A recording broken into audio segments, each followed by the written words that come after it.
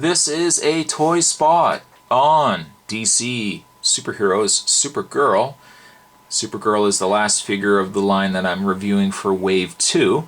I've already done reviews on Superman and Doomsday. I won't do a review on Bizarro. I don't actually have him, as I mentioned before. I sold him only because Bizarro gets released later on. I think he gets released in Wave 5 of DC Superheroes, so he is on the way. I won't review him. So Supergirl is the last on the train, the collection train of DC Superheroes.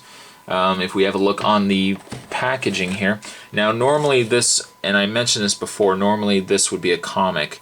No, it's not a comic at all. It's just basically a backsplash, I guess, if you want to display the character on it.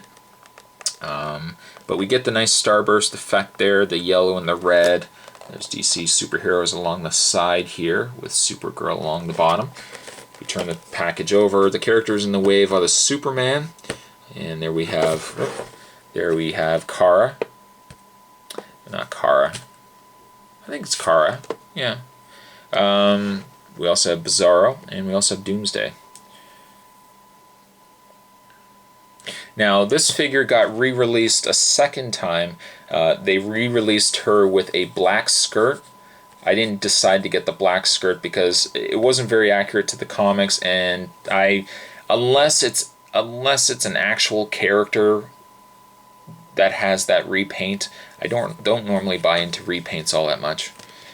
But those are the 4 figures from this wave. Now that we've had a look at the packaging, what I will do is I'll open up Supergirl here, and we will get a closer look at the figure itself. Before we actually look at Supergirl, I wanted to mention what this. I commented that they took the comic out of the package here, and they put in what I thought was the backdrop of a character stand. A nice, pleasant surprise. What it turned out to be was, oh, there's a hand. Oh, there's Bizarro. And there's Superman. It is actually a poster. And I'll open this up so you guys can get a better look at it here. You guys can see it all right, but there's Superman and Bizarro. They're kind of separating themselves here. Kind of a nice poster, I gotta say. Normally when they give you comics with Marvel Legends and DC Superheroes, I don't really look at them all that much because I might already have that issue. But it is nice. I mean, and on the back, there is a Superman Doomsday battle going on, where Superman is whomping Doomsday. So that actually is nice. I mean, that on itself was a pleasant surprise. So I'll put the poster aside here, and we will get a closer look at the actual figure. The first thing I did notice when I took the figure out is the way that the cape is molded. Because the cape is molded a certain way, it tends to pull the character back, so you kind of have to be careful when you're standing her, because she probably will fall quite often. It would have been nice if maybe the cape was molded a little more straighter down instead of jetting out like this. The likeness isn't bad for Supergirl here, at least when she was wearing this outfit. Now, does anybody, and it might just be me, but does anybody think that she kind of bears a slight resemblance, to the girl that was in Nightmare on Elm Street Part 4 and Part 5, the main character there? I don't know, it to me kind of just looks like her. I mean, granted, her hair wasn't this blonde or anything like that, but now I will say, and I got my Superman here, I'll move her over here. I will say the one thing I don't care for the character, and Superman has that same problem. If you look at the skin, and I don't know if the lighting is going to do it justice, but if you look at the skin on the figure, it's got this, it's not a very bright colored flesh tone. It's almost like a dull flesh color. I think because of that, the figure kind of looks a little faded. It doesn't really stand out. I mean, the outfit itself makes the character stand out well, but I don't know, I just wish that the flesh color was a little brighter.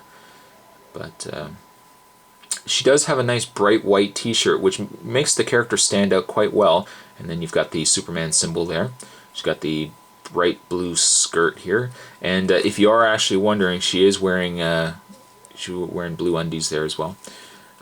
She has articulation everywhere where you need it to be. I mean, there's articulation in the head, articulation in the shoulders, the elbows. There is articulation in the hand. There's articulation in the waist as well as in the legs. Now the only downside to it is the legs don't bend all that much just because this skirt gets in the way. There is articulation in the knees. There is articulation in the boot as well as in the foot. In the way of the articulation in the knees though, I find, and it could be just with this particular figure, is that the knees are really, really loose.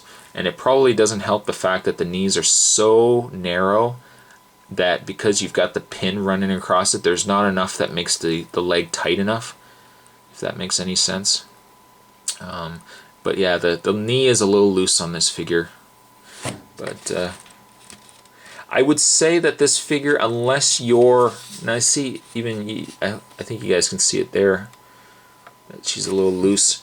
I would say this figure probably is something you'd only want to pick up if you're a completionist. I don't know if you would necessarily want to pick her up unless you're into Supergirl. Supergirl, they released an updated Supergirl that had longer hair and she was wearing the more Superman type costume with the blue and everything. They released her. She is in part of, I think, Wave 4 or Wave 5. I do have a review of her coming up as well. But I would say of those two Supergirls, the other one is the more interesting one. This one is a bit of a pass, unless you are a completionist and you want to pick up every one of them. But there you have a toy spot on DC Superheroes Supergirl.